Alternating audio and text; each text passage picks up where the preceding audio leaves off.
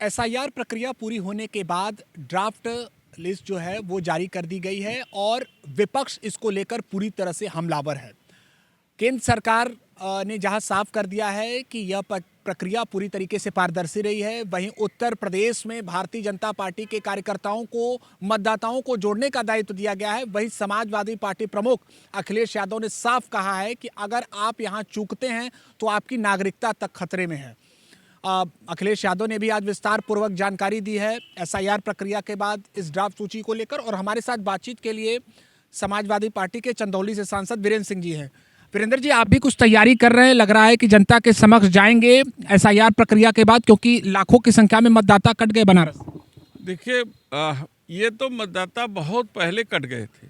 जब बिहार का एसआईआर जारी था तो आपको ये पता होगा कि बनारस में जो आसपास की जितनी नई कॉलोनियां हैं उसमें 70 से 80% लोग बिहार प्रदेश के मूलतः रहने वाले लोग हैं। और जब बिहार में एसआईआर प्रक्रिया शुरू हुआ तो यहाँ से लोग अपना नाम कटवा करके वो बिहार चले गए और वहाँ इन लोगों ने मतदान में भाग लिया।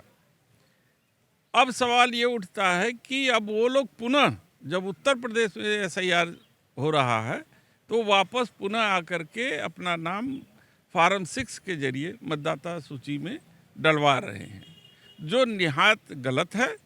और एक तरीके से यही वोट की चोरी है, जिसका खुलासा पहले हुआ था। और एक मतदाता जब किसी प्रदेश में एक बार मतदान कर लेता है और फिर दूसरा प्रयोग वो आ करके दूसरे प्रदेश में करने का प्रयास करता है, वहाँ मतदाता सूची में नाम डलवाता है, तो ये वोट चोरी की श्रेणी में आता है। तो इस तरीके से इलेक्शन कमीशन के जरिए भारतीय जनता पार्टी वोट चोरी करने का प्रयास कर रही है। हमारी निगाहें हैं, हम लोग इसकी छानबीन कर रहे हैं। फार्म 6 के जरिए इन लोग प्रयास कर रहे हैं। हम लोग वो सारी सूची आने वाले दिनों में अपने राष्ट्रीय अध्यक्ष श्री अखिलेश जी के समक्ष रखेंगे और इलेक्शन कमीशन से जवाब मांगेंगे कि आपने इस पर रोकथाम क्यों नहीं किया। वीरेंद्र जी, मेरठ की घटना को लेकर आपके पार्टी के नेता वहां पर मुलाकात करने जाने वाले थे, उन्हें रोका गया था, क्या कहेंगे इस घटना?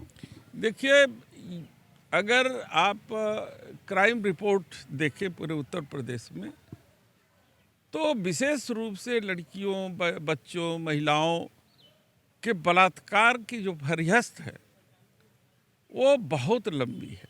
कानून व्यवस्था ध्वस्त है। हम तो चंदौली जनपद से आते हैं। चंदौली जनपद में ऐसा कोई दिन नहीं बीतता जहां पर लूट, हत्या, बलात्कार की घटनाएं न घटती हो। और प्रशासन मौन है एकदम। पता नहीं किसका संरक्षण प्राप्त है, पता नहीं सत्ता पक्ष के कौन लोग हैं जो इस जघन्य काम में उन अधिकारियों को संरक्षण देते हैं और कोई कार्रवाई नहीं होती है। और जो है कि जब ज़्यादा दबाव हम लोग डालते हैं तो किसी निर्दोष को ले आकर के ये लोग सामने खड़ा करके और जो है कि मामले के खुलासा करने का प्रयास करते हैं। ये बड़ी चिंता का विषय है। बांग्लादेश को लेकर काफी हलचल तेज है। यहां बांग्लादेश के मामले पर सीएम योगी आदित्यनाथ का एक बयान सुर्खियों में, उन्होंने फिर कहा है कि अगर बटेंगे तो कटेंगे, बांग्लादेश की घटना का जिक्र करते हुए। यानी उत्तर प्रदेश में अब चुनाव आ रहा है और एक बार फिर से बटोगे तो कटोगे नारा। अब सवाल ये उठता है कि जो नारा दे रहे हैं कि हिंदू एक हो जाओ, तो हम उन्हीं से पूछना चाहते हैं कि कौन हिंदू? जिसका छुआ कभी पानी नहीं पीते थे वो हिंदू, जिसके टाट पे बैठ के खाना पसंद करते थे वो हिंदू, जिसको पूजा का अधिकार नहीं था वो हिंदू, जिसको एक जगह स्नान करने का अधिकार नहीं था वो हिंदू, जो आपके दरवाजे पर छाता लगा के चल नहीं सकता था वो हिंदू, जो आपके सामने जो है जूता पहन करके टहल नहीं सकता था वो हिंदू। तो आप कौन सा हिंदू की बात कर रहे हैं? पहले ये करें कि हिंदू हिंदू एक समान। पहले जो हमारे संविधान में जो हिंदू की परिभाषा लिखी गई है उसको आप पूरा करें। तो आप किस हिंदू की बात करते हैं कि बटोगे तो कटोगे? तो आपने तो अनादिकाल से हिंदुओं को बांट दिया है। अब वोट आ गया है तो उसको एक करने की बात कर रहे हैं। तो हिंदू अब जागृत हो चुका है। अपने अधिकारों के प्रति सचेष्ट है। वो आप एक तरफ कहते हैं कि एक हो जाओ, दूसरी तरफ आप उनके आरक्षण को काट रहे हैं, उनके जो है कि संवैधानिक अधिकार है शिक्षा का, आप विद्यालय बंद करके उनको अशिक्षित रखना चाहते हैं। उनके गांव में जहां उनकी बस्तियां हैं, उस बस्तियों में शराब के ठेके खुलवा रहे हैं ताकि उनके यहाँ कलह जो है होता रहे।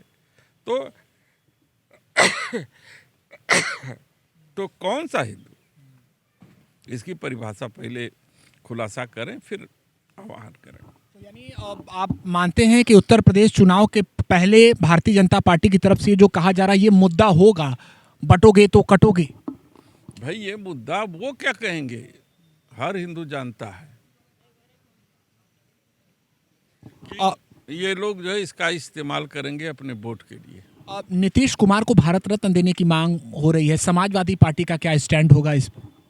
देखिए, वो बुजुर्ग नेता है और हमारे पीडीए के जुड़े हुए नेता हैं, पीडीए से जुड़े हुए हैं।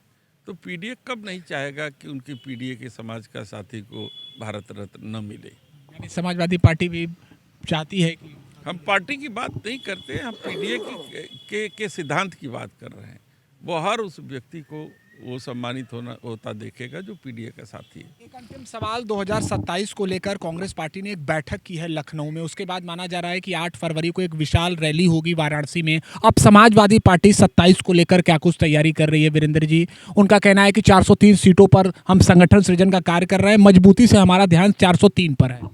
भाई हम तो लगातार 403 सीट पर अपनी तैयारी कर रहे हैं, अपने कैंडिडेट को चिन्हित कर रहे हैं, उनको मजबूती कर रहे हैं। हम तो हर बूथ पर बाड़बंदी किए हैं, हर बूथ पर एसआईआर के जरिए अपना वोट जो है मजबूत किए हैं। सारी पार्टियों को अधिकार है कि अपने अपने पार्टी के कार्यकर्ताओं को मजबूती दे, तो ऐसा वो कर रहे हैं, तो इसमें क्या आपत्ति हो सकती है? तो हमारे साथ जुड़े थे समाजवादी पार्टी के कद्दावर नेता वीरेंद्र सिंह जी, जिन्होंने तमाम विषयों पर बेबाकी से बातचीत की। एबीपी लाइव के लिए वाराणसी से निशांत चतुर्वेदी।